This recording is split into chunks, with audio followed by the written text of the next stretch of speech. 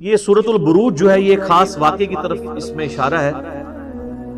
اصحاب الاخدود، اصحاب الاخدود جو تھے یہ یمن کے پاس کرسچنز تھے. اس زمانے کے ظاہر مسلم تھے، عیسیٰ علیہ السلام پر ایمان لائے تھے، حضرت عیسیٰ کو اللہ کا بیٹا نہیں مانتے تھے بلکہ اللہ کا پیغمبر مانتے تھے. نبی علیہ السلام کی پیدائش سے تقریباً 40 سال پہلے کا یہ واقعہ ہے. لیکن اہل عرب اس واقعے سے واقف تھے کہ ایسا واقعہ ہوا تھا کہ یمن میں ایک بادشاہ نے توحید کی دعوت قبول کرنے کی پاداش میں اہل ایمان کو بہت بڑے بڑے گڑھے کھود کر ان میں آگ جلا کے زندہ جلایا. سر تکلیفوں سے تو گزرنا پڑتا. جو پرسیکیوشن کرسچنز کی ہوئی ہے نا کئی سو سال تک، آپ سوچ نہیں سکتے کن تکلیف سے گزرنا پڑا ہے. اللہ پہ ایمان لانا کوئی آسان کام تو نہیں. تو یہ اصحاب الاخدود کے واقعے سے یہ لوگ واقف تھے، اس کا ذکر اس میں آ رہا ہے. اس کی ڈیٹیلز آپ کو صحیح مسلم میں بالکل اینڈ پہ جا کے ملیں گی. اصحاب اخدود کا پورا ایک واقعہ ہے کہ یہ بادشاہ کون تھا. صحیح مسلم شریف میں ایک بڑی ڈیٹیل حدیث ہے. میں نے 4 لیکچرز دیے تھے معجزات، کرامات، استدراج کے اوپر، مسئلہ نمبر 131 ABCD. اس میں جو ڈی پورشن تھا اس میں نے اولیاء اللہ کی 10 کرامات جو صحیح سند سے احادیث کی کتابوں میں آئی ہیں نا وہ میں نے کور کی تھی. ان میں سے ایک کرامت اصحاب اخدود والی بھی تھی جو میں نے اس میں کور کی تھی صحیح مسلم کے ریفرنس سے. صحیح مسلم شریف میں اس کا واقعہ یوں ملتا ہے کہ یمن میں ایک یعنی وہ بادشاہ تھا جو بیسیکلی ہے تو یعنی یہودی تھا. اس وجہ سے وہ عیسائیوں سے زیادہ نفرت کرتا تھا کیونکہ حضرت عیسیٰ علیہ السلام کو کرسچن جو ہے پیغمبر مانتے ہیں بلکہ اس میں غلوف کر کے خدا کا بیٹا مانتے ہیں، اور دوسری طرف یہودی کہتے ہیں کہ یہ نعوذ باللہ دجال ہے. اب ان کا آپس میں تو کٹ ہو ہی نہیں سکتا نا. ایک شخصیت جو ایک طبقے کے لیے خدا کے درجے پہ فائز ہو اور دوسرا اسے جو ہے نعوذ باللہ دجال اور پتہ نہیں کیا کیا الفاظ استعمال کرتے ہوں، تو ان کا آپس میں کٹ تو ہو نہیں سکتا. یہ تو یہودیوں نے سازش کر کے کس طرح عیسائیوں کو دبوچا ہے کہ 8 یہودی اور عیسائی ایک پیج کے اوپر ہیں، ورنہ 20ویں صدی کے آغاز سے پہلے تک تو یہ قتل و غارت کا بازار گرم تھا ان کا آپس میں. یہ تو اسرائیل جب بنا ہے اور دنیا کی اکانومی ان کے قبضے میں آئی ہے تو آج جو ہے وہ ایون یہودی مٹھی بھر ہونے کے باوجود عیسائیوں کی باغ دوڑ بھی ان کے ہاتھ میں ہے اکانومی کی وجہ سے. تو ہم نے جس ایرا میں جس وقت میں آنکھ کھولی ہے، یہ جو زمین کی جو حقائق ہیں وہ زمینی حقائق بدل چکے ہیں اور اس کو بدلے ہوئے 100 سال سے زیادہ نہیں ہوا. 100 سال اگر آپ پہلے چلے جائیں تو یہ جس طرح سنی شیعہ اختلاف مسلمانوں کے اندر ہے نا، اس سے بھی بڑھ کے عیسائیوں اور یہودیوں کا اختلاف تھا، جنگیں ہوتی تھی آپس میں. بہرحال وہ یہودی بادشاہ تھا، اس نے عیسائیوں پہ ظلم کرنا شروع کیا.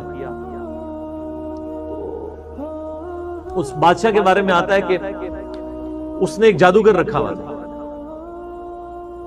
اور وہ جادوگر جب بوڑھا ہو گیا تو اس نے کہا کہ مجھے تو موت آ جائے گی، تو مجھے کوئی ایک اپنا لائق سا کوئی رعایا میں سے کوئی لڑکا ڈھونڈ کے دو جسی میں تربیت کروں اور میں اپنا سارا علم اسے ٹرانسفر کروں. تو بہرحال ایک نوجوان لڑکا بڑا انٹلیکچوئل رعایا میں سے چنا گیا، وہ جادوگر کے حوالے کیا گیا تو وہ اسے جادو سکھایا کرتا تھا. اب وہ جادوگر کے پاس جب جادو سیکھنے جاتا تھا تو راستے میں ایک راہب تھا عیسائی، تو وہ اس کے پاس وہ لڑکا رکا کرتا تھا. اس راہب کی باتیں خدا شناسی کی، توحید کی اسے بھانی شروع ہو گئی، حتیٰ کہ اس کا دل اللہ نے اسلام کے لیے کھول دیا. یعنی اس نے اسلام، اس زمانے میں کرسچینٹی اسلام ہی تھا، وہ قبول کر لیا. اب وہ دیکھیں جادو بھی سیکھتا تھا اور پیرلل میں دین بھی سیکھتا تھا. ایک دن وہ ایک راستے سے گزر رہا تھا تو راستے میں ایک بہت بڑا جانور تھا جس نے لوگوں کا راستہ روکا ہوا.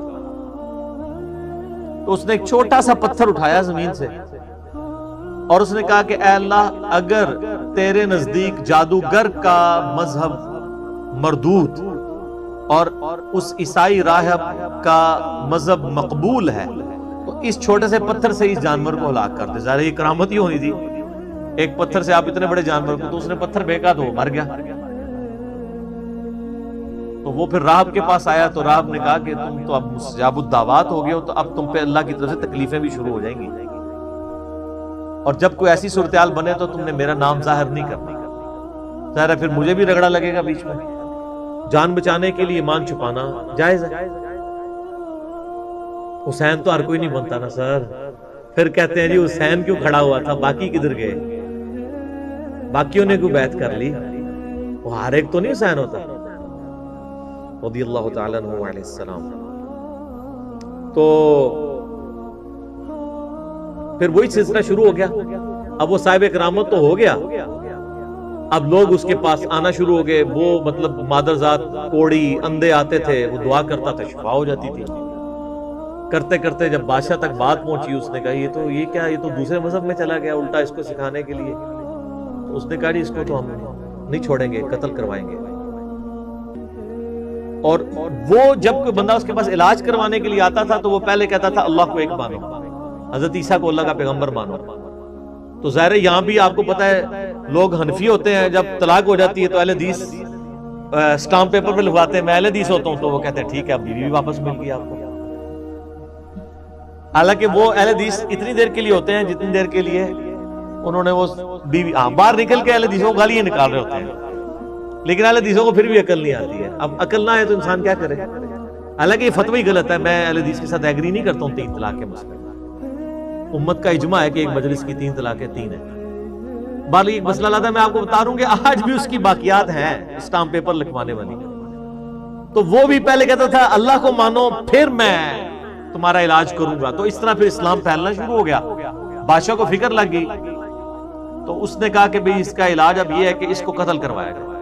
اس نے فوجی بھیجے گرفتار کر کے کہ اس کو پہاڑ سے نیچے پھینکا گیا. پہاڑ کی چوٹی پہ لے گئے, اس نے وہاں پہ دعا کی, وہ سارے فوجی نیچے گر پڑے, وہ بچ گئے.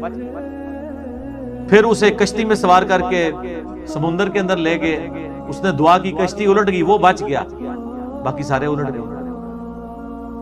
بادشاہ سر پکڑ کے بیٹھ گیا کہ اس کو اب کیسے قتل کیا جائے, کیونکہ مستجاب الدعوات تھا.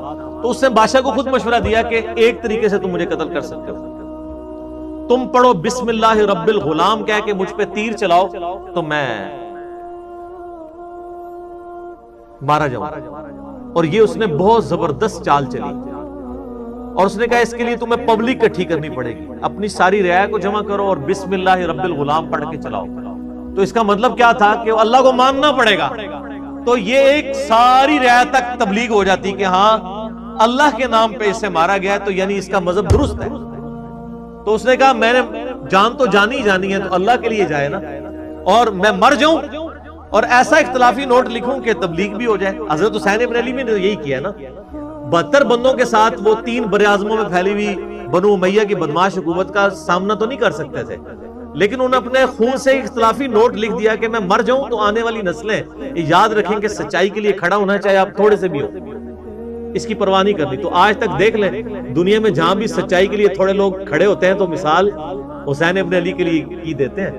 مخالفین کو جو یاد رکھا گیا وہ بھی حسین کی وجہ سے یاد رکھا, ورنہ ان کی کیا اوقات تھی. تو اس نے بھی یہی کہا کہ رائے اکٹھی کرو پبلکلی, بسم اللہ رب الغلام پڑھ کے چلاؤ تیر تم مارا جاؤ. بادشاہ نے یہی کیا. تو جب وہ بسم اللہ رب الغلام پڑھ کے وہ چلائی گئی اللہ کے نام سے شروع, اور جو اس غلام کا رب ہے یعنی وہ سب اللہ کے بندے غلام ہیں,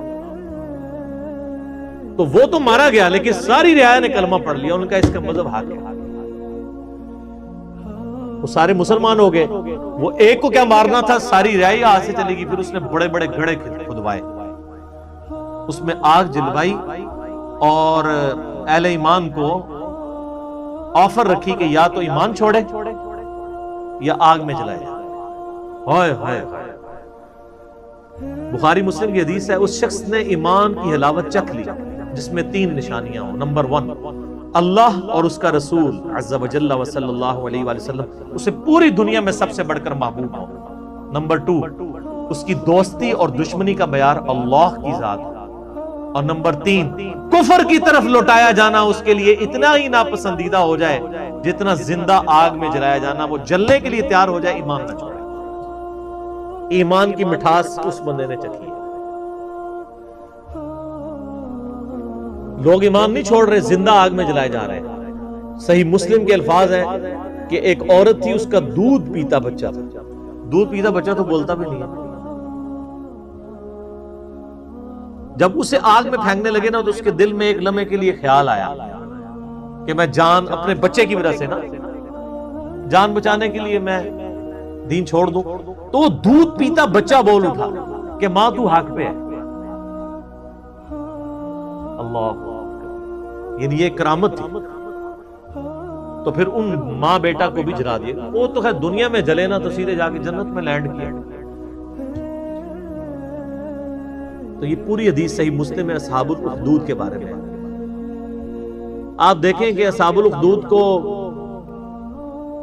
نبی علیہ السلام کی پیدائش کے وقت شہید ہوئے 40 سال ہو چکے، پھر اس کے بعد بھی 40 سال، یعنی 100 سال بعد قرآن نازل ہو رہا ہے آلموسٹ. اور اللہ اپنے بندوں کو نہیں بھولا اور اس کے اندر ذکر کیا ان کا. اور اس میں اللہ تعالیٰ بتا رہا ہے پھر ہم ان سے بدلہ لیں گے جنہوں نے اہل ایمان کے ساتھ یہ کچھ کیا. دنیا میں ٹھیک ہے کھلی چھٹی ہے، لیکن آخرت میں پکڑے جائیں. والسماء ذات البروج، قسم ہے آسمان کی جو برجوں والا ہے.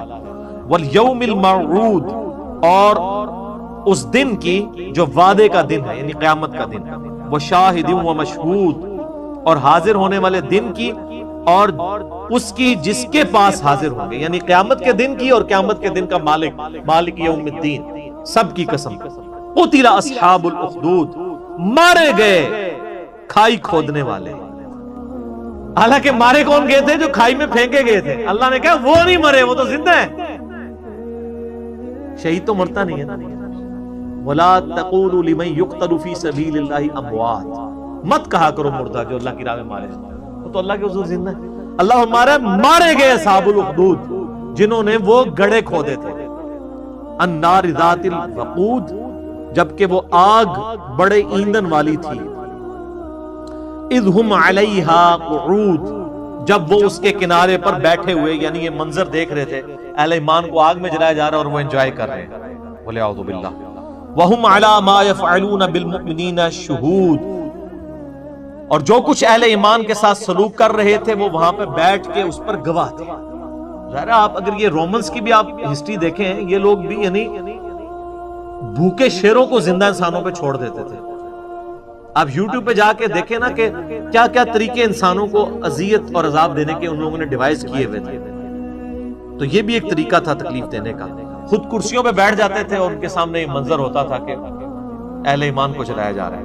وَمَا نَقَمُوا مِنْهُمْ إِلَّا أَن يُؤْمِنُوا بِاللَّهِ الْعَزِيزِ الْحَمِيدِ، اور انہوں نے تو نہیں پسند کیا، ناپسند کیا مگر اس بات کو کہ مسلمانوں نے ایمان لے کر آئے مسلمان اللہ پر جو غالب ہے اور اپنی ذات میں خود ستودہ صفات ہے. اس مقدس جرم کی پاداش میں انہوں نے زندہ انسانوں کو جلا دیا کہ وہ اللہ پر ایمان لے کر آئے.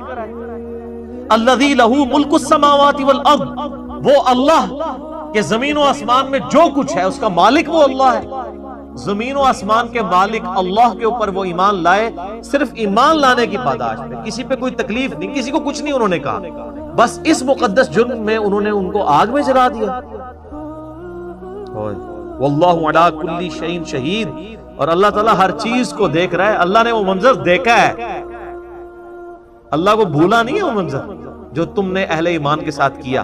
ان الذین فتنوا المؤمنین والمؤمنات، بے شک وہ لوگ جنہوں نے مومن مردوں اور مومن عورتوں کو یہ تکلیف دی تھی، یعنی ان کو آگ میں جلایا. ثم لم یتوبوا، اس کے بعد وہ توبہ کے بغیر مر گئے. فلہم عذاب جہنم، ان کے لیے تو ہم نے عذاب جہنم رکھا ہوا ہے. ولہم عذاب الحریق، اور ان کے لیے وہاں پہ آخرت کی آگ ہے جس میں ان کو جلایا جائے گا. انہوں نے تو دنیا کی آگ میں جلایا نا. بخاری مسلم کی حدیث ہے کہ آخرت کی آگ دنیا کی آگ سے 70 گنا زیادہ تیز ہے. ان کو اس پاداش میں اس آگ کے اندر جلایا جائے گا. اللہم اجرنا من النار، آمین. ان الذین آمنوا وعملوا الصالحات، بے شک وہ لوگ جو ایمان لائے اور انہوں نے نیک اعمال اختیار کیے. لہم جنات تجری من تحتها الانہار، ان کے لیے تو ایسی جنتیں ہیں جن کے نیچے نہریں بہتی ہوں گی. ذالک الفوز الکبیر، یہ ہے سب سے بڑی کامیابی. دنیا میں تو وہ ناکام ہو گئے جن کو ان گڑھوں میں ڈالا گیا. ایک ماں ہی سمجھ سکتی ہے کہ اس کو اپنے بچے سمیت مار دیا جائے، اس سے اس کی زندگی چھین لی جائے، اس کے بچے کی بھی زندگی چھین لی جائے.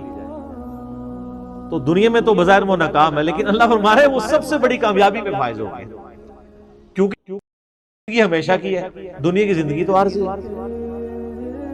ان بطش ربک لشدید، بے شک تیرے رب کی پکڑ بڑی شدید ہے۔